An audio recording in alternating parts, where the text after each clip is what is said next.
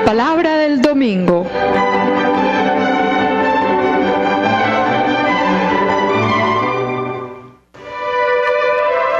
A cargo de David Kapkin, servidor del Evangelio. Una lectura y explicación de los textos bíblicos de la liturgia católica dominical. Análisis literario y crítico al servicio de la comprensión de la palabra, de la interiorización existencial y de la actualización del mensaje para la hora presente.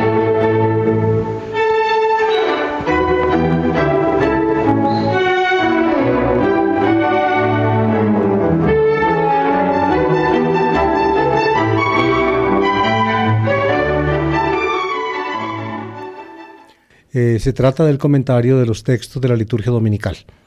En este año litúrgico ya hemos dejado atrás el ciclo de Navidad, la primera sección del tiempo ordinario, entre la fiesta de la Epifanía y el comienzo de la Cuaresma, luego el ciclo pascual con la Cuaresma, el Tríodo pascual y el tiempo de Pascua hasta Pentecostés, y hemos comenzado después de Pentecostés la segunda sección del tiempo ordinario, es decir, la recta final, diríamos, del año litúrgico.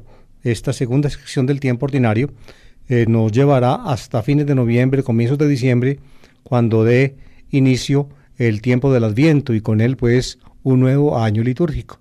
Todos los años la Iglesia nos conduce de la mano a través de la realización en Jesucristo del designio divino. La segunda sección del tiempo ordinario, como tuvieron ustedes ocasión de escuchar, comienza el domingo después de Pentecostés con la fiesta de la Santísima Trinidad, luego al domingo siguiente en Colombia y en otras partes quizá también, no lo sé, con la solemnidad del cuerpo y sangre de Cristo, que debía ser o era ordinariamente o era originalmente en la liturgia católica un jueves, en Colombia pasó al domingo, esa solemnidad, luego una acumulación de solemnidades del Señor, o de fiestas del Señor, fiestas y solemnidades.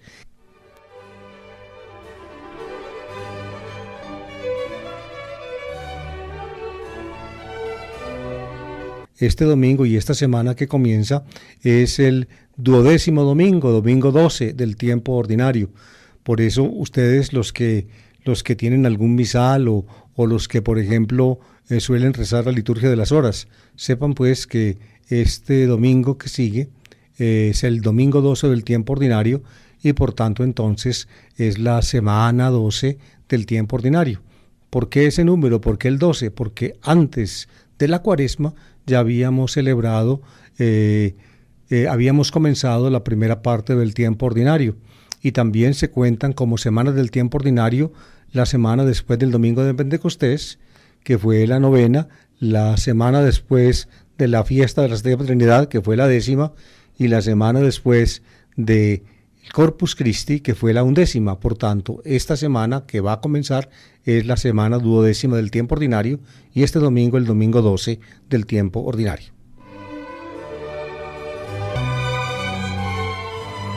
Y como se trata pues de la liturgia dominical de un domingo del tiempo ordinario, entonces el ornamento, como ustedes mismos saben, es el verde. En el Corpus Christi la Santísima Trinidad fue blanco, en Pentecostés rojo. Ahora ya, en general, pues todos los domingos del tiempo ordinario que siguen hasta el Adviento tendrán pues los ornamentos verdes. Como para todos los domingos, también para la Reforma Litúrgica del Vaticano II fija 3 lecturas. La primera del Antiguo Testamento, la segunda de una carta apostólica y la tercera del Evangelio.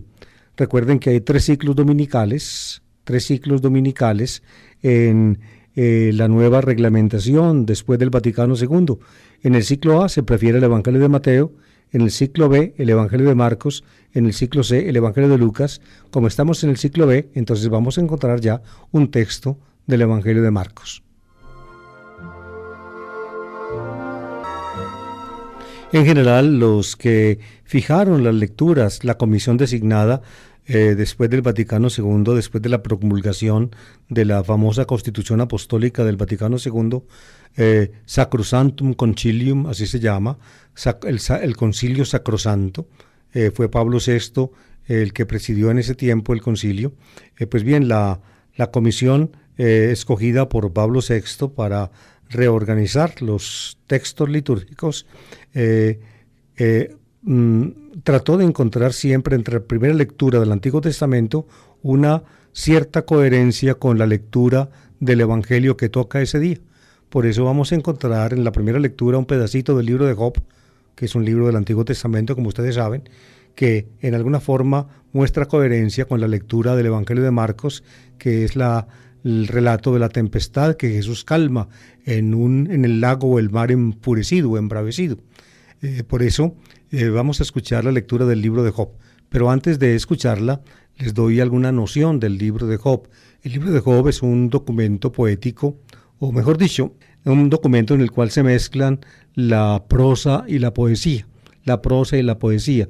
El exordio, o mejor dicho, la introducción y la conclusión están en prosa. Son una especie de relato que cuenta las vicisitudes de un hombre justo llamado Job, que se comportaba rectamente delante de Dios, y entonces en una escena, digamos, transfigurada, aparece el Señor Dios de Israel, acosado en alguna forma por el fiscal que entre los hijos de Dios ha escogido para vigilar a los hombres, para que le lleven noticias y acusaciones de la mala conducta de los hombres. Ese fiscal se llama en hebreo Shatán, viene Satán, Satanás, queridos oyentes. En esta documentación antigua bíblica, que a pesar de que no es tan antigua, todavía trae pues el sentido, digamos, no peyorativo de Satán, que se convirtió pues en el judaísmo hasídico posterior, en el principio del mal, en el espíritu del mal. Pues bien, Satán es el fiscal que acusa delante de Dios a Job, que acusa a los hombres, y Job entonces le señala que no hay en la tierra un hombre más justo que Job. Y Satán entonces con cierta ironía le contesta, claro, como lo tratas de bien, todo lo que le das, ¿cómo no va a ser bueno? Si lo tiene todo, nada le falta, vive maravillosamente. Pero tóquelo un poco y verás lo que pasa. Te maldecirá en la cara, le dice Satán a Dios. Y Dios le permite, primero, que toque las cosas de Job. Y a pesar de que toca las cosas, se le acaba a Job todo lo que tiene, inclusive su familia. Y luego le permite también Dios a Satán que también le haga mal a su persona. Es decir, que lo haga enfermar, que lo vuelva una piltrafa humana, que de un hombre saludable pase a ser prácticamente pues un despojo infectado y hediondo. Así se vuelve Job, y a pesar de todo eso, pues Job trata de mantener su rectitud. Ahí está la introducción del libro de Job. En la conclusión, también en prosa, aparece como, después de la parte central poética, aparece como Dios rehabilita a Job y le devuelve con creces todo lo que antes le había quitado, y lo pone otra vez a ser un hombre saludable, lleno de vida y de salud. En fin, ese es más o menos el marco pues prosaico, en prosa, en narración, de las poesías centrales. Los poemas centrales pueden ser hasta los más hermosos de la Biblia. Sobre todo son existencialmente muy sentidos, muy profundos, donde expresa el poeta bíblico, el compositor de esas partes centrales, expresa, diría yo, la desazón que un ser humano siente por la condición de la vida de un mortal, de la vida de un hombre. Job tiene relación con unos amigos que lo acusan y le dicen: algo malo tuviste que hacer para que Dios te tratara así. Y Job no tiene conciencia de haber hecho nada malo. Pero los amigos insisten e insisten, y Job trata de mostrar que finalmente, y ese es el mensaje del libro de Job, de lo que le pasa a un ser humano como desgracia en este mundo, no necesariamente tiene que ser la consecuencia de algo malo que cometió, de algo malo que hizo, sino que se unen muchos factores que no permiten pues decir que finalmente todo lo malo que a uno le pasa es un castigo divino por el pecado que uno cometió. Ese es más o menos como el núcleo básico del mensaje de estos poemas centrales. Sin embargo, Job pues le reclama a Dios. Job se siente impaciente, como impaciente se sintió en alguna forma y dolorido Jesús crucificado, cuando le preguntó a Dios: ¿por qué me abandonaste? Job también se siente delante de Dios en una profunda desazón, una profunda amargura, siente la inmensa tristeza que representa la desgracia que un ser humano sufre. Y le pregunta a Dios y le pregunta y espera respuesta y Dios no responde y los amigos lo acusan y Job trata entonces de entender, pero no entiende, hasta que finalmente Job recibe una teofanía, una aparición divina. Dios entonces, con su majestad completa y total, le habla. Y la palabra de Dios a Job no es propiamente una respuesta a los interrogantes que Job planteó y que quedan planteados, que no quedan respondidos. No, la respuesta de Dios a Job son preguntas directas a Job. Tú eres un mortal, tú eres un hombre. ¿Quién eres tú para preguntarme a mí? ¿Quién eres tú, polvo y ceniza, para preguntarme a mí, que soy Dios? Ese es más o menos el contenido de esos capítulos donde aparecen las preguntas, no las respuestas de Dios a Job, porque finalmente la respuesta de Dios a Job es la maravilla eterna e infinita del poder divino, que prácticamente pues deja a Job anonadado, completamente aturdido. Y luego cuando suenan las preguntas de Dios, pues más se aturde todavía Job y se queda callado.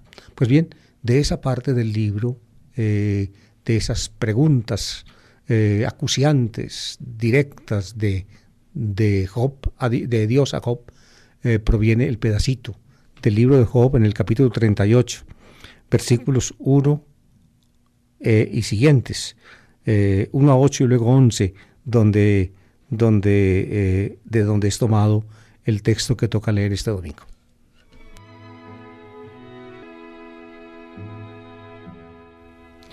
El Señor habló a Job desde la tormenta. ¿Quién cerró el mar con una puerta cuando salía impetuoso del seno materno? Cuando le puse nubes por mantillas y niebla por pañales, cuando le impuse un límite con puertas y cerrojos y le dije, hasta aquí llegarás y no pasarás, aquí se romperá la arrogancia de tus olas.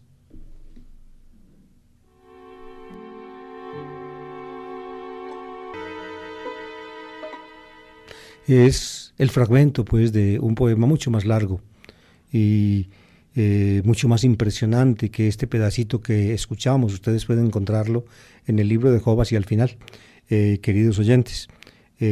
Habló el Señor Dominus, dice el texto latino. En el idioma hebreo se dice, es el nombre divino, en las 4 consonantes, Yahvé o Jehová, como dicen los evangélicos. Es el Dios de Israel el que le habla a Job desde la tormenta, es decir, la tempestad, una tempestad, digamos, magnífica, pero aterradora, que prácticamente humilla al hombre y le hace reconocer ante el fragor y el poder de la naturaleza su propia nada. Desde la tormenta es uno de los símbolos que le sirven a la Biblia, y no solamente a la Biblia, sino también a muchas religiones antiguas, para hacer intuitiva el poder de lo divino, de lo trascendente. Yo recuerdo mucho y les recomiendo esa película que les voy a mencionar, si ustedes todavía la pueden ver. Es una película muy antigua.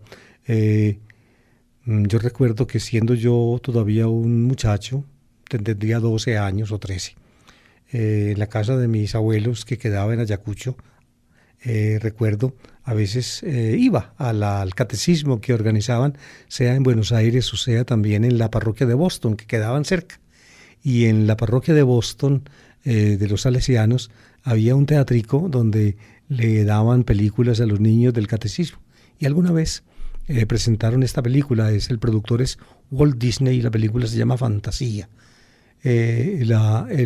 Son las figuras pues animadas de Walt Disney en una perfección y una belleza maravillosas, acompañadas con el fondo de la música clásica. Recuerdo que una de las escenas de la película traía la tempestad de la sexta sinfonía de Beethoven, la sinfonía pastoral que llaman de Beethoven, donde digamos con instrumentos musicales a plena orquesta, con gran compositor alemán, Ludwig van Beethoven hacía como sentir en música la tempestad. Siente uno los rayos y los relámpagos, escucha, casi que ve los relámpagos al son de la música. Y recuerdo yo mucho, pues como yo en ese tiempo poco conocía de música clásica, casi nada. Después fue que cuando ya empecé a saber algo de esto, entonces recordé. En todo caso, cuando se sentía, pues, o se oía el fondo musical de ese pedacito de la tempestad de la sinfonía pastoral de Beethoven, las imágenes cinematográficas pintaban a Júpiter, el Zeus de los griegos, sobre el monte Olimpo nimbado de tormenta, y cómo entonces con poderosas saetas Zeus desde el cielo atacaba la tierra. Y entonces veía cuando sonaban los acordes de la música, los rayos que Beethoven hacía oír. Entonces aparecía Júpiter, el viejo de barbas blancas, en la cumbre del Olimpo, en medio de los rayos y las nubes y la tormenta, lanzando sus saetas contra la tierra.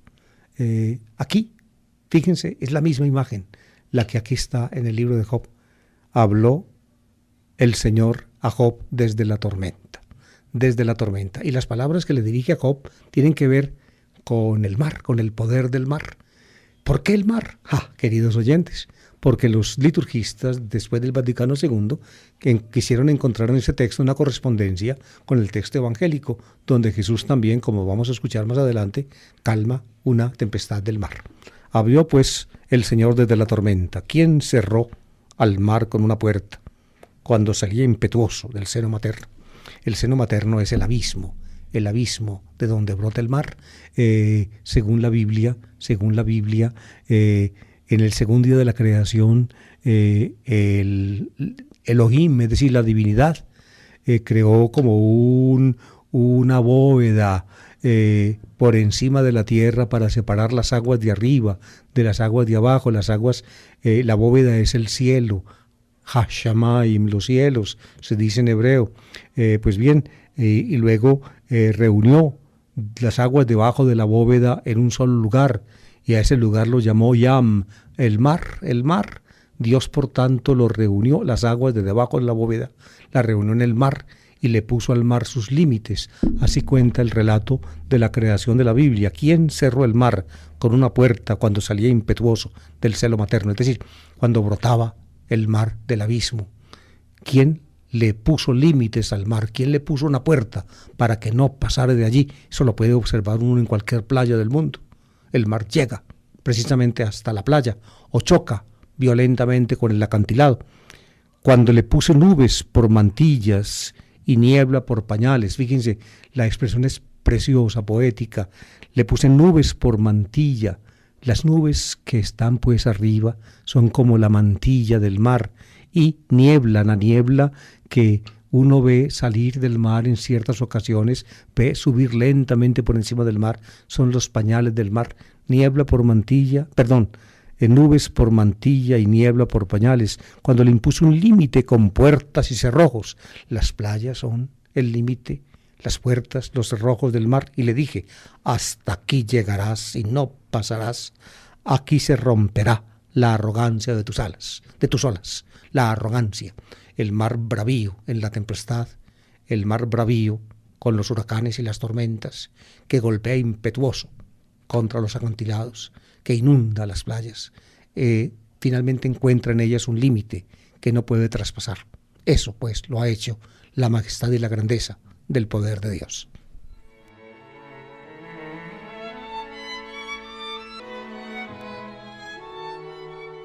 Este Job, que le había estado preguntando a Dios, ¿por qué sufro tanto? ¿Por qué me trajiste al mundo? ¿Por qué nací? ¿Por qué no fui un aborto que finalmente botaran por allá en cualquier punto? ¿Por qué? Le pregunta desesperado, en medio de los sufrimientos y de la oscuridad, Job a Dios. ¿Y qué le responde Dios? ¿Quién eres tú para preguntar? Fíjate en el mar, su grandeza, pues yo soy el autor, el creador. No preguntes, cállate. Eso le dice pues Dios a Job. Dios le dice a Job, cállate. Ahora será más adelante Jesús el que le diga al mar, cállate.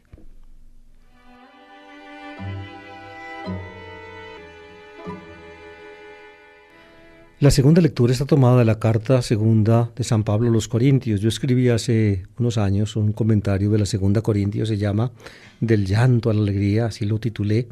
Es un libro que tuvo sus vicisitudes.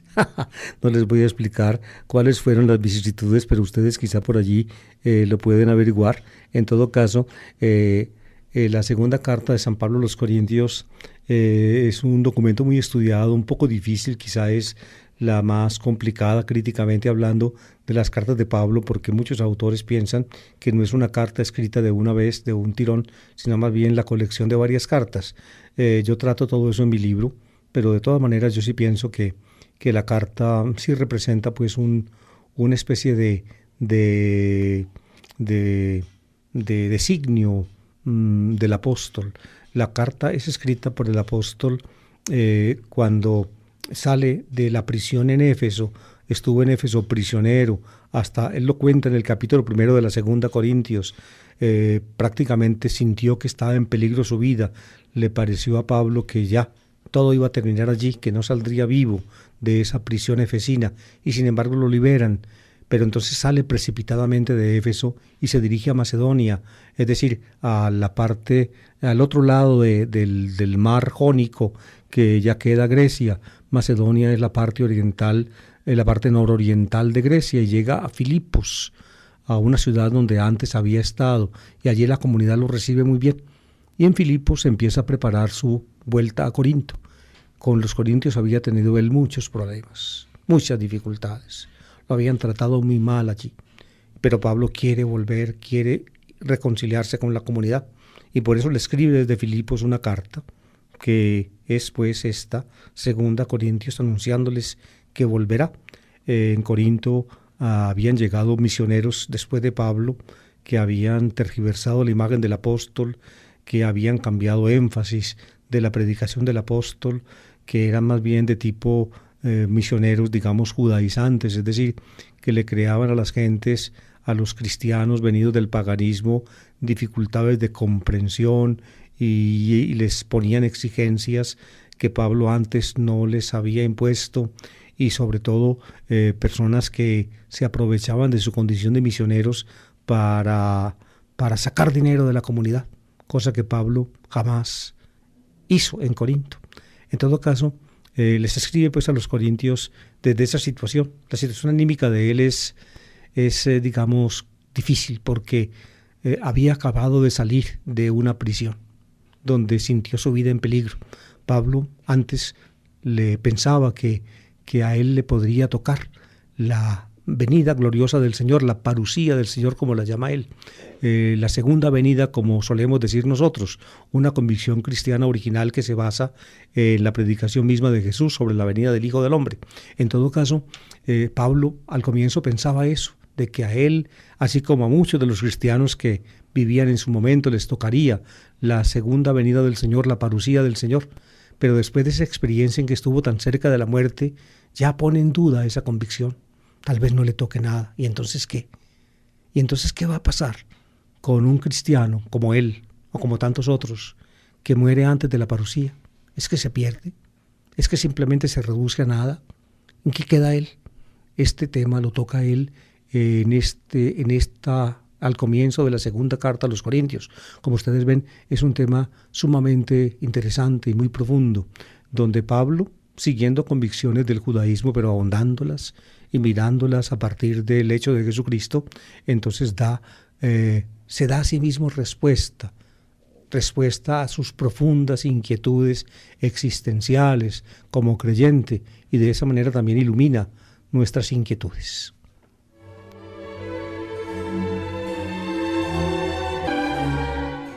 La cuestión es esta: no se descarta que Pablo, así como muchos cristianos, pero Pablo lo dice precisamente por experiencia propia, pueda morir antes de que llegue el Señor. A él esto no le, es decir, no le agrada, pero tampoco le disgusta del todo. Él quisiera que cuando llegara el Señor lo encontrara vivo. ¿Por qué? Porque entonces la nueva habitación, la casa celestial, él habla de eso al comienzo del capítulo 5, la casa sería trasladado simplemente de su morada actual, una morada terrena, una tienda de campaña que se monta y se desmonta como la hacen los pastores, que él fuera trasladado, digamos, directamente de su morada terrena, la casa, la tienda de campaña, la morada celestial, es decir, la nueva corporalidad que Dios da a todos, que Dios dará a todos después de la parucía. Él quisiera eso, no ser hallado desnudo, es decir, sin cuerpo. Él supone, por tanto, que aún sin cuerpo el ser humano no se termina. Hay como una especie de estado intermedio entre la muerte y la resurrección. No es el fin, por tanto, el morir, sino que algo o el ser humano en alguna forma se conserva, dice Pablo, desnudo. A él no le gusta quedar desnudo, es decir, sin cuerpo, porque el cuerpo, cuando uno muere, se deshace, vuelve a la tierra, como lo sabemos, y a él le gustaría simplemente ser hallado vestido, es decir, y entonces que la nueva morada no fuera un revestimiento, como dice él al comienzo del capítulo 5 de la carta a los Corintios. Ustedes ven que es un tema un poco complejo, pero yo los invito, para poder entender el pedacito del texto que toca leer este domingo, a leer el capítulo 5 completo, y de esa manera se forman una mejor idea. Por eso entonces, fíjense, Pablo tiene esperanza aún cuando le toque morir. Aun cuando le toque morir tiene esperanza, porque él sabe que Jesucristo, que Dios en Jesucristo nos ha dispuesto para la vida y nos la dará en la resurrección. Y aún antes de la resurrección, nosotros por la muerte no nos terminamos. Es decir, no termina todo. No. Hay una continuidad entre el cristiano que muere y el cristiano que resucita. Eso lo llaman los modernos el estado intermedio. Eso pertenece en alguna forma, pues, de soslayo a la fe cristiana. Pablo, pues, se ve en esas condiciones. Puede él morir, pero eso no lo angustia, eso no le quita a él el sueño, eso no lo desanima a él. Él sigue adelante, encara con fervor su vida, pone todo el empeño en la tarea que él tiene que hacer. Y aquí explica entonces por qué en el pedacito que toca leer este domingo.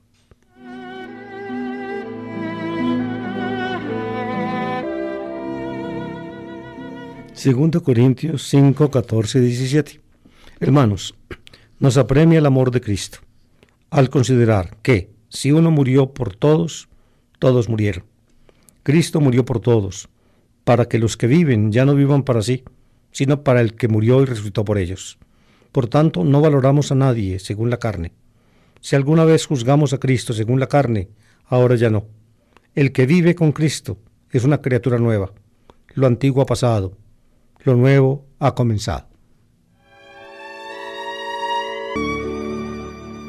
El hecho, pues, de estar nosotros frente al horizonte ineludible de la muerte, a no ser de que, como Pablo esperaba al comienzo, nos sorprenda la parucía vivos, el hecho, pues, de estar ante el horizonte ineludible de la muerte, el hecho de haber experimentado Pablo la cercanía de la muerte cuando estaba en prisión en Éfeso, eso no lo desanima. El amor de Cristo lo apremia. Él tiene que actuar como Jesucristo le encomendó. Él sabe que finalmente el morir para un cristiano es relativo. ¿Por qué? Porque en el fondo, cuando Cristo murió, todos morimos en él. Es decir, ya hemos pasado por la muerte. Un creyente ya ha pasado por la muerte. ¿Por qué ha pasado por la muerte? Porque si uno murió por todos, todos murieron. Y él murió por todos. Él murió por todos. Por tanto, la muerte de todos, de toda la humanidad, particularmente de los creyentes, ya se realizó. Ya se realizó cuando Cristo murió. Y Cristo no murió para permanecer en la muerte, sino que murió como primicia de la resurrección. Por tanto, en él todos murieron y en él, en alguna forma, todos también hemos resucitado. Es decir, el hecho de la salvación está fundado en él. En él es una realidad, en él. El creyente la acepta en él. Y esa profunda convicción marca la vida Y esa profunda convicción para el creyente es una realidad que finalmente funda desde ahora para él una existencia nueva. Lo antiguo ha pasado, lo nuevo ha llegado. Keniktisis, somos una criatura nueva. Keniktisis es la expresión paulina, una criatura nueva. Hemos muerto en Él y vivimos en Él. Somos una criatura nueva. Ese es el mensaje original cristiano, tal como lo trae Pablo.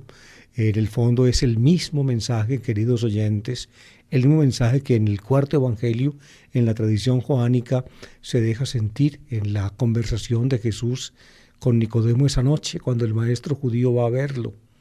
El maestro judío lo halaga con su saludo. Sabemos que viene de parte de Dios.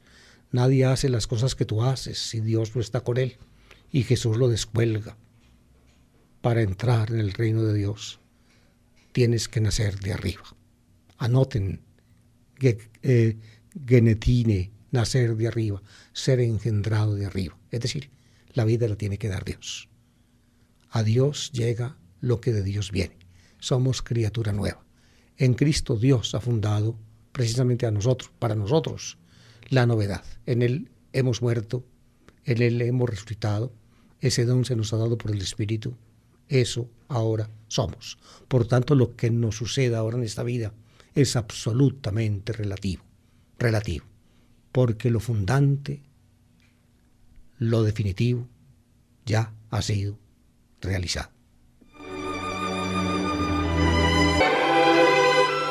Y finalmente llegamos al texto evangélico. Como les expliqué al comienzo, estando ya en el ciclo B de los domingos, entonces se toma un texto del Evangelio de Marcos.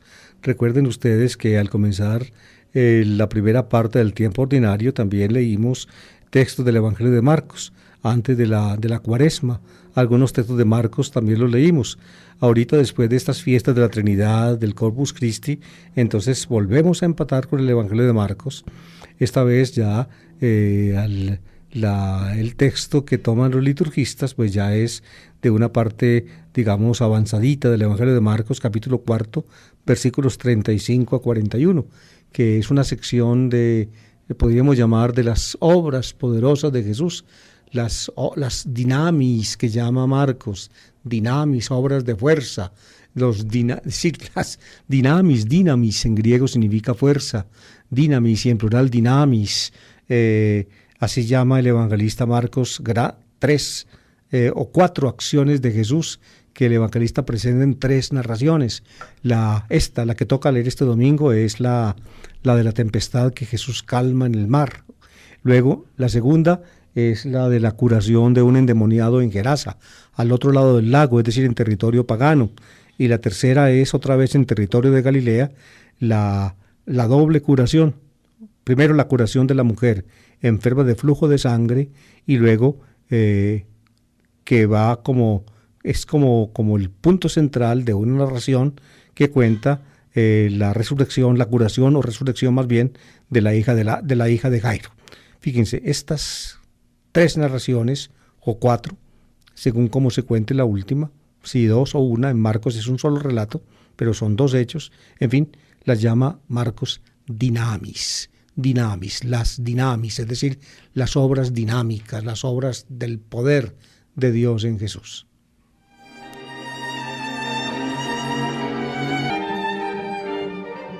En el contexto de Marcos, ¿dónde está Jesús? Jesús y sus discípulos están junto al lago de Galilea. Jesús ha estado hablando a la gente en parábolas. Cuando comienza el discurso en parábolas en Marcos capítulo 4, fíjense, el evangelista Marcos crea una especie de escenario muy, muy llamativo. Jesús, la gente llega a la orilla, está allí la barca, y como es tanta la gente, entonces Jesús se sube a la barca que tiene la proa apoyada en la orilla. Entonces, la punta de la proa de la barca le sirve a Jesús como de púlpito para hablar desde allí, desde un lugar más o menos elevado, a la gente que se reúne, diríamos, en semicírculo alrededor de la orilla a escucharlo. Ese es el escenario, por cierto, muy bonito, muy significativo de este discurso en parábolas en Marcos 4.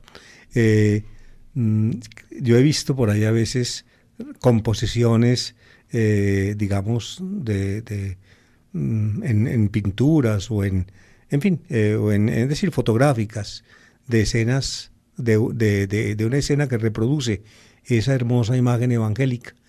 El lago, digamos, azul, la barquita en la orilla, con la proa, digamos, salida del agua, los discípulos por allí, tanto en la barca adentro o por fuera, y luego la multitud rodeando a Jesús, que les habla desde la proa de la barca en la orilla, les habla a la gente que está rodeándolo desde la orilla. Es una hermosa imagen. Pues bien, una vez que les acaba de hablar, empieza esta narración, la que vamos a escuchar en el día de hoy. Así la recompone el evangelista Marcos. Probablemente los contextos, es decir, la yuxtaposición de los hechos, es obra redaccional del evangelista. El texto dice así: al atardecer dijo Jesús a los discípulos, vamos a la otra orilla. Fíjense, queridos oyentes, al atardecer, opsias genomenis, dice el texto griego. ¿De cuál día? Pues del día del discurso en parábolas, como les acabo de explicar. Al atardecer, vamos a la otra orilla. La otra orilla es la orilla oriental. Allá la orilla oriental quedaba la región llamada Decápolis, la región de las 10 ciudades. Allá va a llegar Jesús. Ya no es territorio judío. A la orilla occidental, donde está Jesús con sus discípulos y con la gente, es la orilla que da a Galilea. La otra orilla da a la Decápolis, la región de las 7 ciudades, una de las cuales se va a mencionar precisamente en la narración que sigue, Gerasa, así la trae Marcos. Vamos pues a la otra orilla, es decir, salgamos de Galilea y vámonos al extranjero, más o menos es el sentido. Dejando la gente, se lo llevaron en barca como estaba. Es evidentemente una expresión un poco confusa. Dejando a la gente, se lo llevaron en barca como estaba. Dejando a la gente, pues Jesús estaba con la gente, pero se lo llevaron en barca. Es decir, ellos, como Jesús dijo, vámonos a la otra orilla, ellos empiezan entonces ya a sacar la orilla, es decir, a empujar la barca que tiene la proa en la orilla, a empujarla al agua. Y se lo llevaron en barca como estaba. Claro, estaba en la barca. Acuérdense que para las parábolas él estaba montado en la barca hablándole a la gente desde la orilla. Es decir, Marcos trata de recomponer la introducción de este relato al escenario que él mismo había supuesto en el sermón de parábolas. ¿Ven? Esto aquí uno ve, pues, o puede apreciar uno las maromas redaccionales del evangelista para ir empatando este relato con el anterior. Dejando a la gente, se lo llevaron en barca como estaba. Otras barcas lo acompañaban, no estaban solos, otras barcas estaban allí. ¿Para qué sirven estas otras barcas, queridos oyentes? Pues no lo sabemos, porque no vuelven a aparecer nunca más. Estas otras barcas que lo acompañaban, quién sabe, en la tradición que usa el evangelista Marcos, si estas otras barcas y la gente que iba en ellas jugaban algún papel. En todo caso, en la narración misma que conserva el evangelista, ya estas barcas y la gente que presumiblemente estaba en ellas no juegan algún papel, a no ser de que el evangelista hubiera querido decir que hubo algunos testigos externos, es decir, no del grupo de los discípulos que estaban en la barca con él, que testigos externos del hecho que va a ser Jesús. Y sigue así: se levantó un fuerte huracán y las olas rompían contra la barca hasta casi llenarla de agua. Él estaba a popa, dormido sobre un almohadón. Lo despertaron diciéndole: Maestro, ¿no te importa que nos hundamos? Se puso en pie, increpó al viento y dijo al lago: Silencio, cállate. El viento cesó y vino una gran calma. Él les dijo: ¿por qué sois tan cobardes? Aún no tenéis fe. Se quedaron espantados y se decían unos a otros: ¿pero quién es este? Hasta el viento y las aguas le obedecen.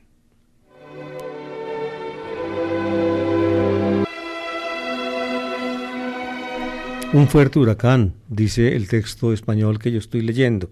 Lelaps se dice en griego. Lelaps es un viento huracanado, sí, un una tormenta lelaps. Las olas, cuando el viento cuando el viento empieza a soplar sobre las aguas del mar o del lago, entonces las aguas se encrespan y se produce entonces inquietud en el mar o inquietud en un lago. Aquí Jesús está hablando en plata blanca, es decir, en la realidad geográfica de Palestina, está en el lago de Galilea, pero Marcos no lo llama lago, sino Thálasa.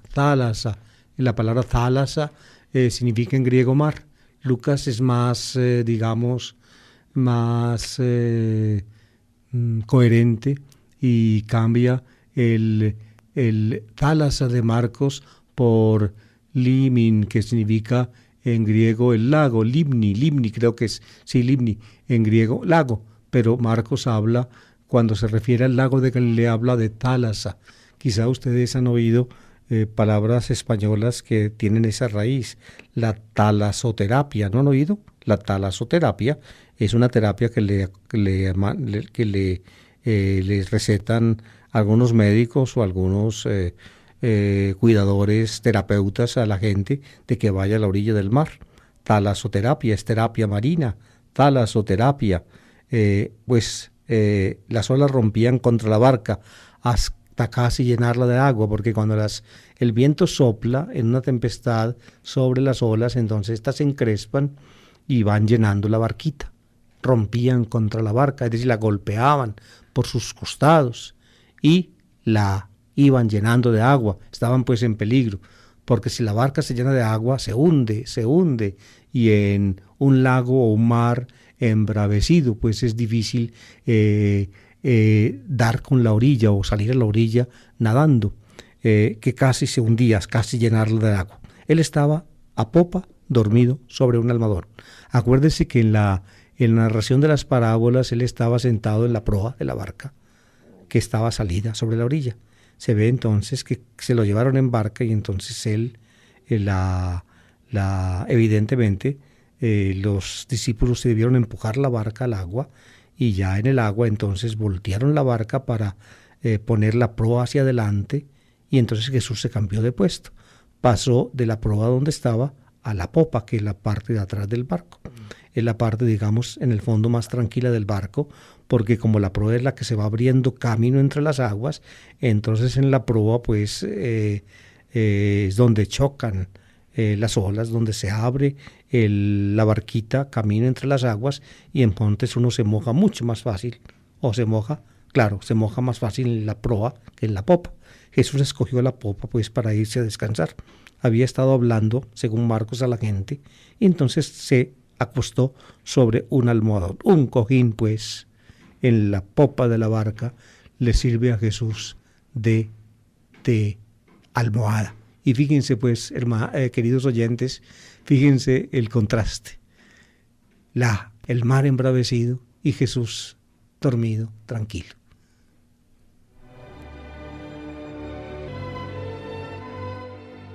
Que esa es la intención de la descripción, resulta claro por la frase que sigue. Lo despertaron diciéndole: Maestro, didáscale, no te importa que nos hundamos, no te importa que nos hundamos. En ese nos están los discípulos, que son los que le preguntan eso, y también él. No te importa, sigues dormido tranquilo. Lo tienen que despertar, porque se ve que ni el silbido del viento, ni la fuerza de las olas que golpeaban la barca, y quizá entonces también que humedecían a Jesús, lo había despertado. Tienen que despertarlo ellos. Lo despertaron diciéndole, el verbo lo despertaron.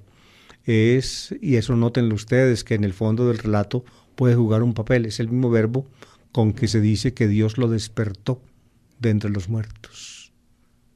Aquí, pues, fíjense ustedes, empieza esta narración que aparentemente solo cuenta un hecho de este mundo.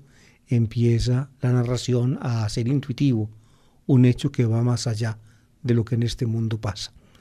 Se puso en pie, increpó al viento y dijo al lago.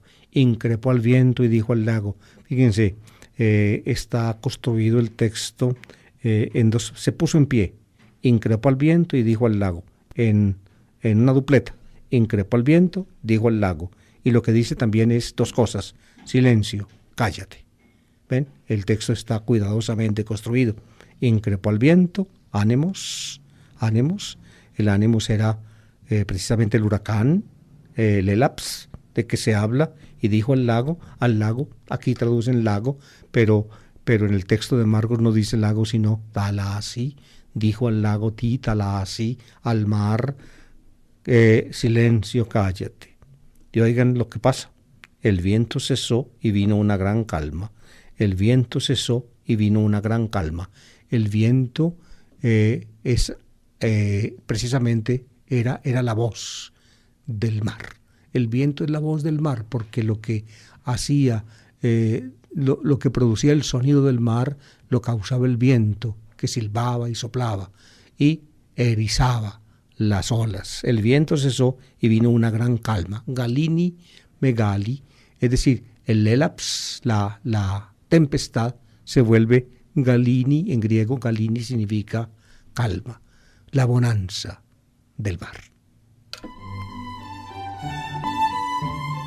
Pero Jesús no se queda con eso, y la narración tampoco. No se trata simplemente de mostrar un poder divino de Jesús, como es el poder de Dios que nos mostró el libro de Job antes, ¿se acuerdan? Cuando Dios es el que manda al mar y que le pone límites y que le dice: aquí no pasarás. Dios le da órdenes. Aquí también Jesús le da órdenes. La narración no pretende simplemente que Jesús aparezca con poder divino para dar órdenes al mar, sino que la narración mira a los discípulos, es decir, a nosotros. Oigan, queridos oyentes, y no solamente a nosotros, digamos, o a los discípulos y a nosotros, en una situación parecida a esa, en un momento en que es peligroso un naufragio, sino en esta vida. Es decir, la existencia de los seres humanos es esta, es atravesar en la barca de la existencia el mar embravecido de la vida. Exactamente es eso. Vivir es afrontar un huracán permanente, olas que se levantan y nos hunden. En cualquier momento nos podemos hundir y debajo de nosotros está el abismo. ¿Y cuál abismo? La nada. La nada, queridos oyentes, ese es el abismo que está a nuestros pies y que nos engulle sin remedio, en un torbellino que no detiene nadie. Así, pienso yo, debe ser leído el texto para poder ser entendido en su valor, es decir, estos textos los llama algún autor reciente, los llama textos cercanos al mito. ¿Y por qué los llama así? Porque finalmente es el mito el que se ocupa de alguna forma de sacar las estructuras básicas de nuestra psique, nuestras grandes amenazas, nuestros grandes temores, y ponerlas en un contexto en el cual en alguna forma pueden ser entendidas y, cuando es posible, también superadas. El ser humano siente, diría yo, la deleznabilidad absoluta de su condición y busca en todas las formas posibles asirse o encontrar en el mar embravecido de la vida un leño del cual o al cual aferrarse. Precisamente ese autor mismo muestra que ese leño al cual el ser humano se aferra se lo entrega a la religión. La religión es la que entrega eso. Ninguna otra realidad humana, ninguna otra realidad que el hombre haya encontrado y plasmado puede hacerlo. La religión. Y detrás de la religión está lo divino. Entiéndase como se quiera entender. Aquí se personifica en Jesús, que tiene el poder de Dios. Por eso, fíjense, el texto no termina simplemente aquí, sino que Jesús los regaña. Dice el texto: ¿por qué sois tan cobardes? Aún no tenéis fe. Claro, si supieran con quién están, con Él, entonces no tendrían que ser tan cobardes. Si tuvieran fe, no habrían tenido nada que temer. Si tuvieran fe, aunque se hundieran, sabrían que no perecerían, porque precisamente están con Él y dependen de Él. Esa es la cosa. Si tuvieran fe, podrían tener confianza, aun cuando cayeran en el torbellino que los conduciría a la nada. Pues a la nada no los conduciría, porque a quien tiene fe, Dios lo salva. Esa es la cosa. Ahí está el mensaje profundo de este texto. Se quedaron espantados y decían unos a otros, ¿pero quién es este? Tis ara estin utos, hasta el viento y las aguas le obedecen. ¿Quién es este? ¿Quién es este? Pues que ejerce el poder que solamente compete a Dios. Ustedes lo saben y yo también. Es Jesús, en quien hemos puesto nuestra esperanza. Y así llegamos al final de este programa de hoy.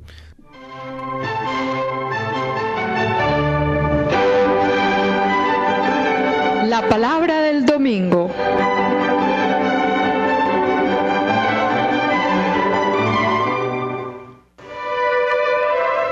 A cargo de David Kapkin, servidor del Evangelio. Una lectura y explicación de los textos bíblicos de la liturgia católica dominical. Análisis literario y crítico al servicio de la comprensión de la palabra, de la interiorización existencial y de la actualización del mensaje para la hora presente.